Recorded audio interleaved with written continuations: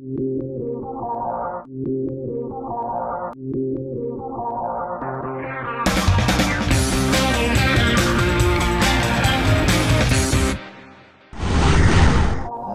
14.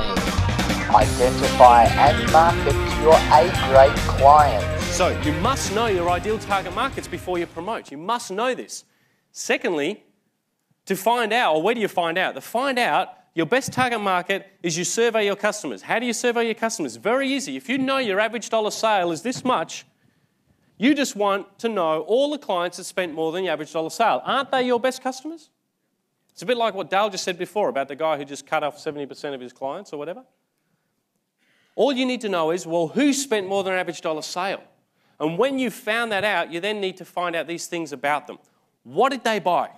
So I found out, well, they bought trusts, they had this, they had that, super funds, etc., etc.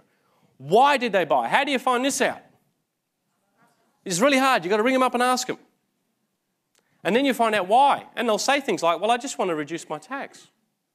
Okay, a few of them said that. I want to reduce my tax. I want to reduce my tax. Good, there's a nice title for a book. I'll just put legally in there so I don't get sued.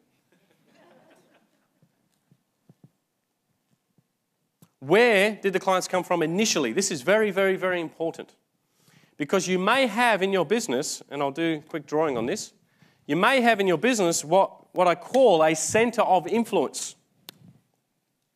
A center of influence is very powerful. I'll give you a quick example of this of one of our clients. He's a glazier. Okay, his name's Dean, and he's a glazier. And what a glazier is put in glass, so he does shop fronts, and he does showers, and he does splashbacks, which are like glass behind your kitchen sink and your stove on the kitchen. So he does residential, commercial, office fit-outs. He'll put glass in. You all get the picture now, what he does? Fairly, decent-sized business. So he's a client of ours, and he came to me and he said, Tony, I want to get into the splashback market. I want to crack the splashback market. He's in Melbourne.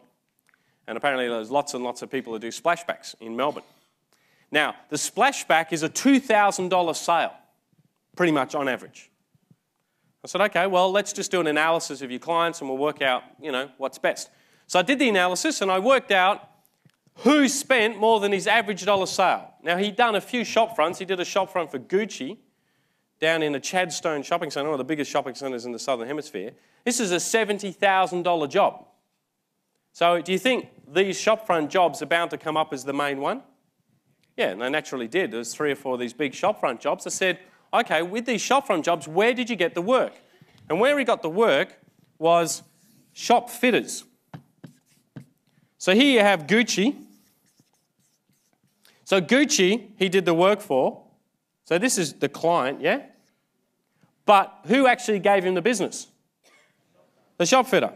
So the shop fitter was the one who gave him the business, and the shop fitter was also the one that paid him. He just happened to do the work for Gucci. So in the shop fitter, I then asked this question, who in the shop fitter decided to give you the job?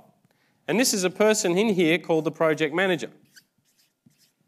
I said, good, this is your marketing strategy. Find out what that project manager likes to eat, whether they like to sleep, whether they like to drink. You find that out because the relationship you have to build, remember, selling is all about relationships, nurturing relationships.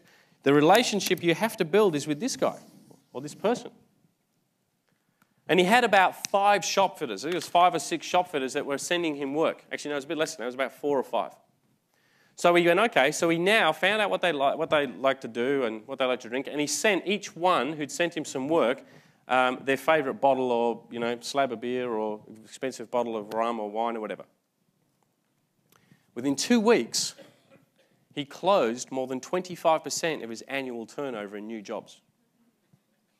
And how much did that marketing strategy cost him? Yeah. So it's not about advertising. It's not about going big and newspaper ads and TV. It's about building relationships with people. And let me give you one important key point. People can only ever decide on something if they understand it. And in marketing, what your job is to do is to make sure people understand your product and service. And that's all our books ever did at Chandler Naylor. They clarified it. So people went, oh, I understand this now. Can you help me do it? So your marketing or your selling process should clarify things, especially if you're in an unusual industry with lots of weird, wacky terminology. Don't use that stuff. Keep it simple.